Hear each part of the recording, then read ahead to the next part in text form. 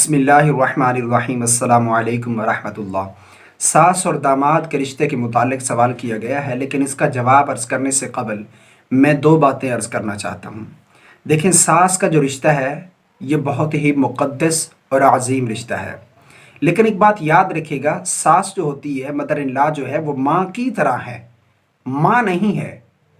ماں جو تھی وہ ہمیشہ سے محرم تھی، لیکن یہ کب محرم بنی؟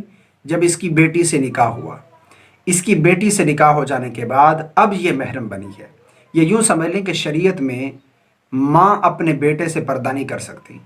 شریعت میں ماں کا اپنے بیٹے سے پردہ کرنا یہ جائز نہیں ہے۔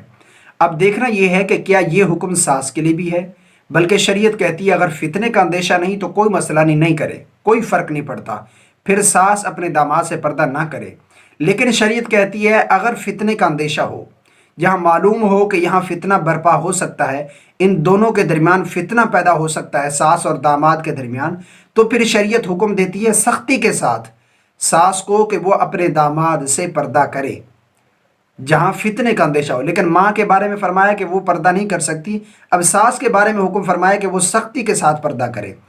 تو اب دیکھیں کہ معاشرے کے اندر کتنی ایسی فیملیز ہیں یہاں فتنے کا اندیشہ بھی ہوتا ہے اور بعض دفعہ فتنہ ہو بھی جاتا ہے، جس طرح کہ یہ سوال آیا ہے انا للہ و انا الیہ راجعون، کہتے ہیں کہ میں نے اپنی ساس کے ساتھ ناجائز ریلیشن قائم کیا ہے، تو اس کے بارے میں کیا حکم ہے، میرے بارے میں کیا حکم بنتا ہے؟ انا للہ و انا الیہ راجعون۔ تو ایسی فیملیز ہیں جہاں پر فتنے کا اندیشہ ہوتا ہے لیکن پردہ نہیں کیا جاتا۔ کیوں نہیں کیا جاتا؟ صرف اسی وجہ سے نہیں کیا جاتا کہ معاشرے کے لوگ کیا کہیں گے کہ ساس اپنے داماد سے پردہ کر رہی ہے، یہ معاشرے والے کیا سوچیں گے، اس بنا پر۔ لیکن شریعت کہتی ہے کہ اس کے لیے ضروری ہے، لازم ہے کہ وہ پردہ کرے۔ اب سائل کہتے ہیں کہ میں نے اپنی ساس کے ساتھ ناجائز ریلیشن قائم کیے ہیں، انا للہ و انا الیہ راجعون، تو اب میرے بارے میں کیا حکم ہے؟ دیکھیں، اگر اس مسئلے کو کتابوں میں دیکھنا چاہیں تو فتاوی رضویہ جلد نمبر 1 صفحہ نمبر 437 کھول کر دیکھیں گے تو یہی مسئلہ آپ کو مل جائے گا وہاں پر۔ دیکھیں، فتاوی رضویہ میں لکھا ہے، یہ تو ریلیشن کا بتا رہے ہیں کہ ناجائز تعلقات قائم ہوئے ہیں، لیکن یہاں پر شرعی حکم یہ لکھا ہوا ہے کہ اگر داماد اپنی ساس کو، مدر ان لا کو، شہوت کے ساتھ چھو لے، اسے ٹچ کر لے، اس کے جسم سے گرمی محسوس کر لے، تو فرمایا کہ اس کے چھونے سے، اس کے ٹچ کرنے سے اس کی بیٹی اس شخص کے نکاح سے ختم ہو جائے گی۔ یعنی ساس کو اگر چھو لیا بشہوت تو پھر بیوی سے نکاح ختم ہو جائے گا۔ وہ عورت جو اس کی بیوی ہے وہ ہمیشہ ہمیشہ کے لیے اس پر حرام ہو جائے گی، صرف شہوت کے ساتھ۔ یہ ریلیشن تو آگے کی بات ہے، انا للہ و انا الیہ راجعون، یہ دن بھی دیکھنے ہیں، لیکن معاشرے میں کئی ایسی فیملیز ہیں جہاں پر یہ معاملات ہو جاتے ہیں۔ اللہ تبارک و تعالیٰ سے پناہ مانگتے ہیں اس بارے میں۔ تو بشہوت اگر چھو لیا تو چھو لینے سے ہی وہ عورت آپ کے نکاح میں حرام ہو گئی، آپ کے لیے وہ ہمیشہ ہمیشہ کے لیے حرام ہو گئی۔ اسی کے ساتھ سیم مسئلہ یہی ہے کہ اگر سسر نے اپنی بہو کو بشہوت چھو لیا، ٹچ کر لیا، اس کے جسم سے گرمی اسے محسوس ہوئی، تو پھر وہ عورت اس کے بیٹے سے نکاح سے چلی گئی، وہ ہمیشہ ہمیشہ کے لیے وہ عورت اس کے بیٹے پر بھی حرام ہو گئی۔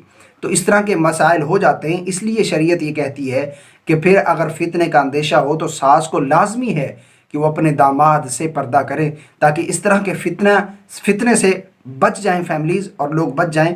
تو اس کے بارے میں یہ حکم ہے کہ اگر بشہوت داماد نے اپنی ساس کو صرف چھو لیا، ناجائز تعلقات تو بہت آگے کی بات ہے، انا للہ و انا الیہ راجعون، صرف چھونے سے ہی اس کی بیوی اس کے لیے حرام ہو جائے گی۔ توبہ استغفار کریں اس گناہ پر، اللہ تبارک و تعالیٰ سے سچی توبہ کریں۔ التائب من الذنب کمن لا ذنب لہ، نبی کریم صلی اللہ علیہ وسلم نے ارشاد فرمایا گناہوں سے توبہ کرنے والا اس طرح ہے جس طرح اس نے گناہ کیا نہیں۔ یہ بہت ہی گھلونا گناہ ہے، ایک ہوتا ہے گناہ لیکن یہ بہت ہی سخت ترین گناہ ہے۔ تو اس پر توبہ کریں اور اس عورت سے علیحدگی اختیار کریں جو آپ کے نکاح میں ہے، وہ آپ پر ہمیشہ ہمیشہ کے لیے حرام ہو چکی ہے۔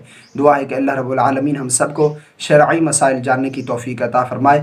مزید بہتر رہنمائی حاصل کرنے کے لیے اپنے قریبی دارالافتاء، قریبی اہل سنت کے جو علماء ہیں ان سے رابطہ کریں۔ دعا ہے کہ اللہ رب العالمین ہم سب کو شرعی مسائل جاننے کی توفیق عطا فرمائے، آمین۔ السلام علیکم ورحمۃ اللہ۔